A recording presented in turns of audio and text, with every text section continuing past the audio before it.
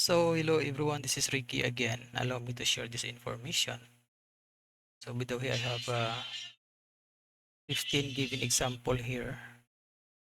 As you notice on your screen, this one.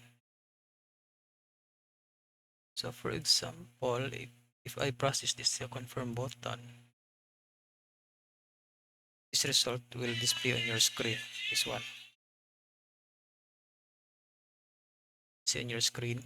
So, if I added another records, for example, I added another records. So, until 40, until 38,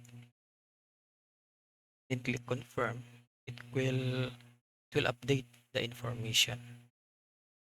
So until 38 is 1.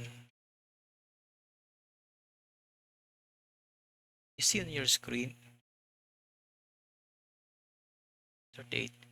So if I remove also this information, for example, till 31 and click confirm, then this information as well is updated 30. So I hope you enjoy watching this video and you learn something new. Thank you everyone.